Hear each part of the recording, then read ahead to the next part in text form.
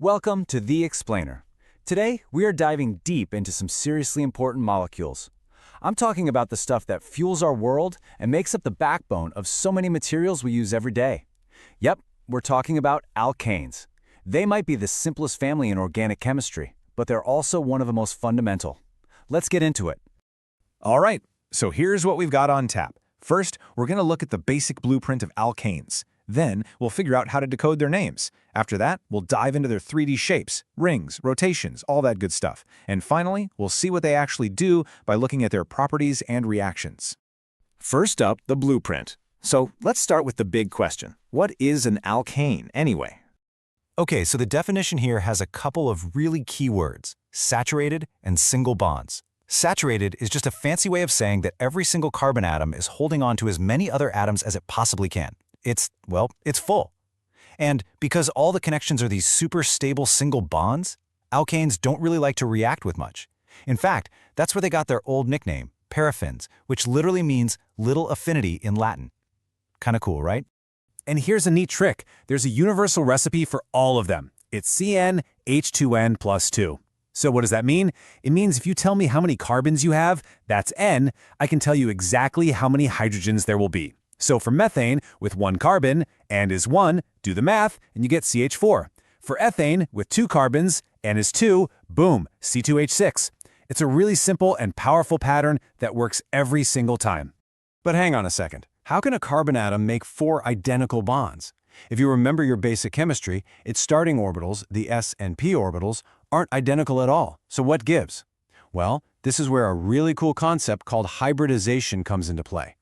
Think of it like this. The carbon atom takes its 1s orbital and its 3p orbitals, throws them into a blender, and creates 4 brand new, perfectly equal orbitals. We call these sp3 orbitals, and they are all ready to form nice, stable bonds. And this picture right here, this shows you exactly what you get. Because of that s3 hybridization, each carbon atom ends up with this perfect tetrahedral geometry. All the bond angles are 109.5 degrees. Now, why that shape? It's all about stability. It's the one shape that lets all those negatively charged electron pairs in the bonds get as far away from each other as possible. Less repulsion means more stability. It's just nature finding the most comfortable position.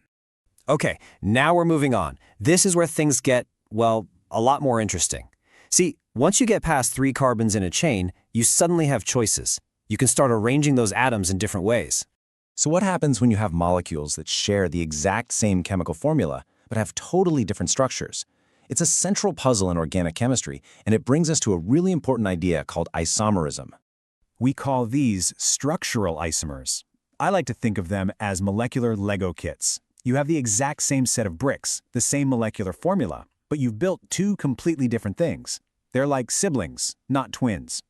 And you can't just twist one to make the other. You'd have to physically break bonds and reassemble the whole thing. A classic example is C₄H₄. You can have a straight, unbranched chain, which we call butane, or you can have a branched chain, which has a different name, 2-methylpropane. They're structural isomers. And get this, even though they're made of the exact same atoms, they behave differently. Butane boils at around -0.5 degrees Celsius, but its isomer, it boils way colder at almost -12 degrees Celsius. Same parts, totally different properties. That's why this stuff matters. So you can imagine, with potentially millions of different isomers out there, things would get chaotic pretty fast. We'd have no way to talk about specific molecules. To fix that, chemists came up with a solution, the IUPAC naming system. It's basically a universal set of rules, a language that gives every single molecule its own unique, unambiguous name. And the system is actually pretty logical. It's just a 3-step process. First, you find the longest continuous chain of carbons. That's the parent chain. Think of it as the molecule's last name. Step 2, you number that chain, starting from the end that's closest to any branches. And step 3, you name and number those branches, which we call substituents. These are like the first names, and the numbers tell you exactly where they're located on the main chain. It's like giving a molecule a full name and an address. And then there are just a few more conventions to keep everything tidy. You list the substituents, the branches, in alphabetical order. If you have 2 or 3 of the same kind of branch, you use prefixes like di for 2 or tri for 3. The cool thing is, these simple rules are so powerful that you can hear a really long, complicated-sounding name and draw the exact, correct structure for it every single time. No guesswork needed. All right, let's take this to the next level. We've talked about flat chains, but molecules live in a 3D world. So let's look at rings, rotations, and how these things actually exist in space.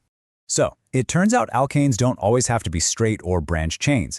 Sometimes they can loop back around on themselves and form rings. We call these, pretty logically, cycloalkanes. But notice something interesting about their formula. It's CnH₂n. They're missing 2 hydrogens compared to a straight chain with the same number of carbons. Why? Because you have to lose a hydrogen from each end to form that extra carbon-carbon bond that closes the loop. Here's another really cool 3D thing to think about. Those single carbon-carbon bonds, they're not rigid rods. They can rotate. So a molecule like ethane isn't just sitting still in one shape. It's constantly in motion, with one end twisting relative to the other, kind of like a propeller spinning around. These different rotational arrangements are what we call conformations. And for a simple molecule like ethane, there are 2 key positions to know. On the left, you see the eclipsed conformation. If you look down the bond, the hydrogens on the front carbon are directly in front of the ones on the back. Then on the right, you have the staggered conformation, where the hydrogens are spread out as much as possible. So which one does the molecule prefer? Definitely the staggered one. It's way more stable because it has lower energy. And it's all about personal space. In the staggered form, all those hydrogen atoms are as far apart from each other as they can get. This minimizes the repulsion between their electron clouds. You know, electrons are all negatively charged. They don't like being close to each other. The eclipsed form is a crowded, high-energy, uncomfortable position that the molecule twists out of as fast as it can. Okay, so we've got their structure and their shape down. Now for the fun part. What do these molecules actually do?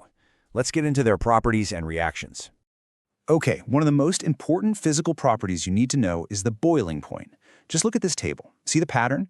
As the alkane chain gets longer, from methane to pentane, the boiling point goes up, up, up.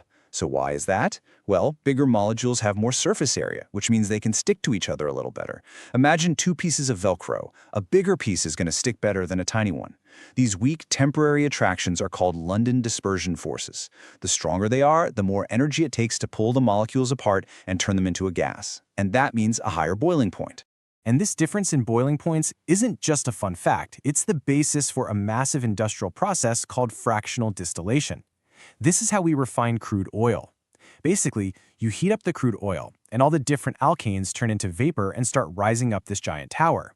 But the tower is hotter at the bottom and cooler at the top, so the really big, heavy alkanes with high boiling points don't get very far before they cool down, condense back into a liquid, and are collected. Meanwhile, the smaller, lighter molecules, like the ones in gasoline, have low boiling points, so they keep rising all the way to the top before they condense. It's a brilliant way to separate everything out. Now, we said earlier that alkanes are pretty unreactive, right? And that's true, but there are a couple of really important reactions they undergo. The big one is combustion. I mean, this is the reaction that powers our cars and heats our homes. It's incredibly powerful. The other key one is called halogenation, which is a clever way to tack on a more reactive atom onto that stable alkane backbone.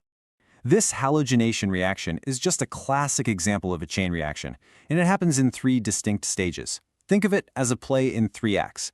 Act 1 is initiation. You need a spark, and in this case, it's UV light. The light zaps the halogen molecule and splits it into 2 super reactive things called free radicals. A free radical is basically an atom with an unpaired electron, which makes it really unstable and desperate to react. Act 2 is propagation. This is where the chain reaction really gets going. A radical bumps into an alkane, steals a hydrogen atom, and in the process turns the alkane into a new radical.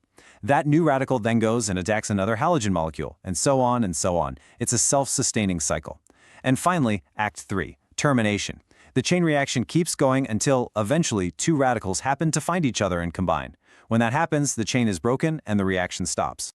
So, when you step back and look at it, from the fuel in our cars to the building blocks for plastics and so much more, alkanes are literally everywhere. They're the foundation of our modern world, and that leaves us with a pretty big question to think about.